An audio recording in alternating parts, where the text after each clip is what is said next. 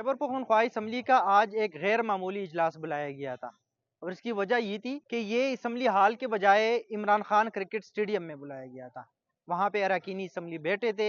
Assembly हाल से कुर्सियाँ, furniture और बाकी जितने भी इंतजामात थे वो इमरान खान क्रिकेट स्टेडियम में किए गए थे। वहाँ पे क्रिकेट मैदान के इन वस्त में एक असम्बली हाल जैसा मंजर बनाया गया था। अरकान बैठे थे, बहसें मुबाहिसे कर रहे थे, करारदादे पेश कर रहे थे और इसका मकसद असम्बली सेक्रेटरीट के मुताबिक ये था कि अवाम के सामने ही अवाम के मसाइल ज़ेर बहस लाए। इस गैर मामूली इजलास के लिए अवाम की बड़ी तादाद भी आई थी और क्रिकेट तमाशाइयों की तरह वो स्टेडियम की कुर्सियों पे बैठे थे और इजलास की कार्रवाई जो थी वो देख रहे थे। वो क्या कहते हैं, आइए सुनते हैं।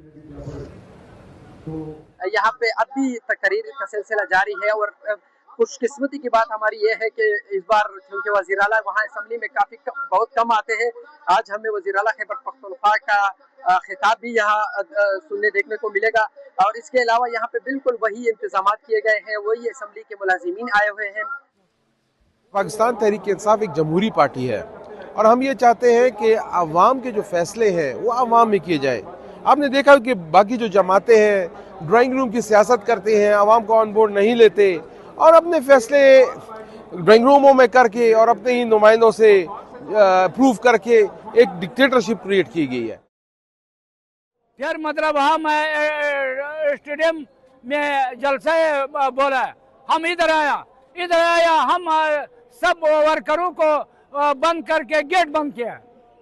ये सारा गेट बंद किया, ये क्यों किया? हम वर्कर को क्यों गेट बंद करता है? हमारा अपना हुकूमत है, पीटीआई का हुकूमत है।